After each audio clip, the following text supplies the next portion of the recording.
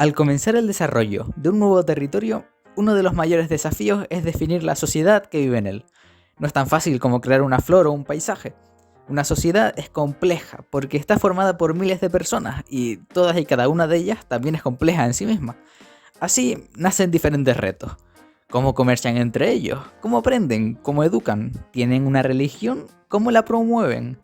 Una sociedad es un árbol de muchas ramas, pero antes de querer coger los frutos, hay primero que asentar bien las raíces.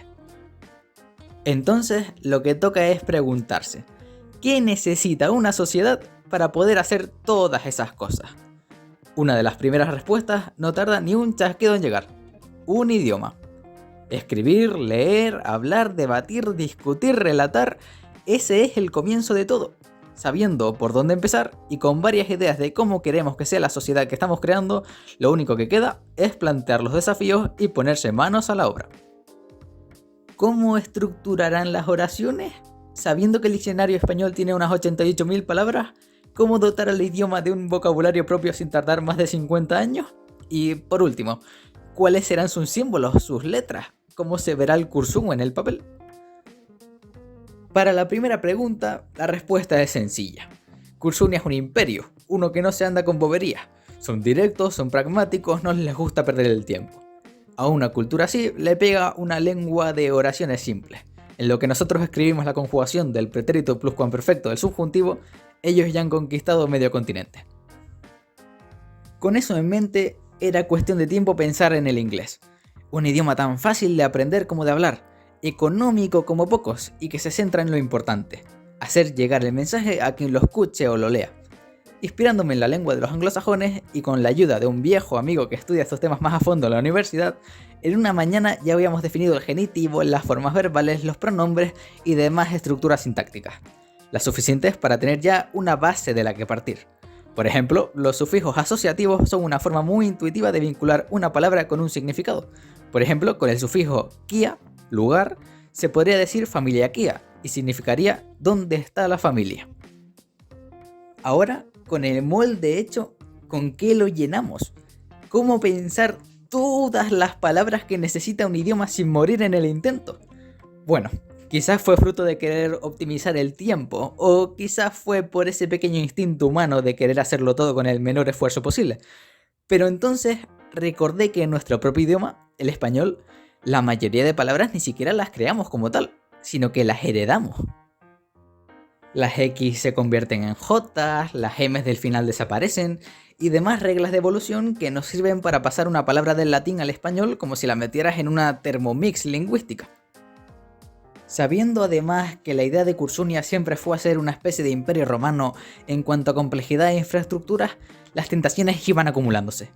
Como el latín es un idioma muy rico y tenemos mecanizada la evolución de sus palabras al español, ¿por qué no hacer artificialmente lo mismo con el cursum? Creando una serie de reglas de conversión suficientes para que salgan palabras nuevas y distintas, pero no demasiadas para que se vuelvan incoherentes o difíciles de pronunciar, se podía armar una nueva Thermomix lingüística. Metes una palabra en latín, la máquina la modifica y, como resultado, tienes sabrosas y jugosas palabras en, llamémoslo, cursum antiguo. De este modo, creando y probando nuestras propias reglas hasta tener las ideales, no hace falta crear 88.000 palabras, sino que según se vaya necesitando, se va creando el vocabulario proceduralmente, adaptando al final a mano cada palabra generada para que sea más sencilla, original y natural, convirtiéndola al fin en una palabra en cursum. Bueno, eso al menos para palabras como correr, mesa o piedra.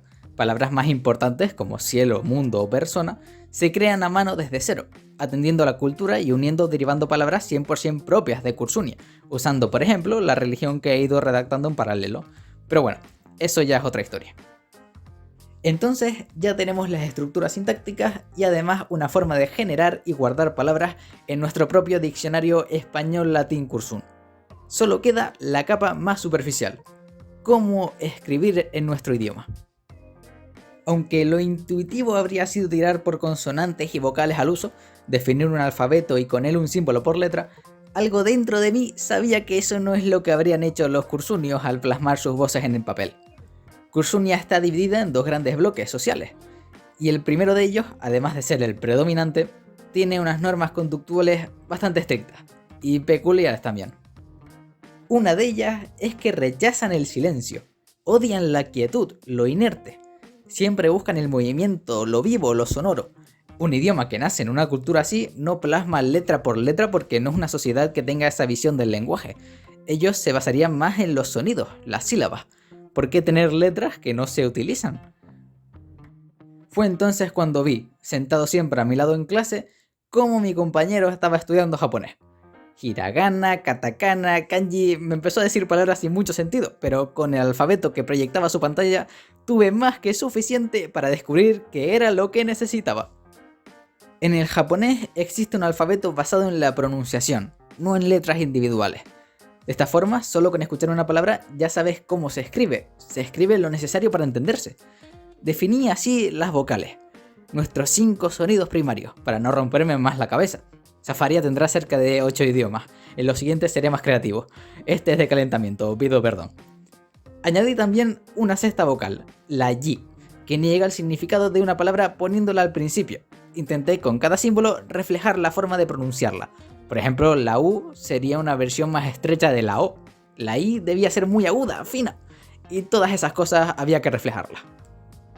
Una vez hecho eso, cogí todas las sílabas de la estructura consonante y vocal que se pueden formar en el español, y mirando las reglas generadoras del Curzum, descarté todas aquellas que nunca iban a generarse. Luego, con ese conjunto, usé las vocales y creé símbolos nuevos a partir de las mismas, con patrones comunes para identificar cuándo es una consonante u otra, pero manteniendo la filosofía de que fueran un solo símbolo. Con una tablita hecha y la creación de otros símbolos especiales como pueden ser los pronombres, los sufijos asociativos o los nombres religiosos, que serían tan utilizados y tan cargados de significado que carece de sentido reflejarlos como una mera combinación de sonidos, ya tenemos la piedra roseta del Curzum. Habiendo estructurado una oración con la sintaxis curzuna y habiendo traducido las palabras a Curzum, ya podemos escribirlas con los símbolos propios del Imperio de la Sangre. Ya hemos resuelto los desafíos y tenemos un idioma funcional, en constante crecimiento y, en definitiva, lo que en Safaria podría considerarse una lengua viva. Así es como se ha creado el Curzum, y con él se abren las puertas de retos tan diversos como numerosos. Pero, si por algo se conoce a los cursunistas, es porque son incansables. Si pretendo darle forma a su cultura, más me vale aprender un poco de sus virtudes. Como dirían ellos, sudor y esperanza.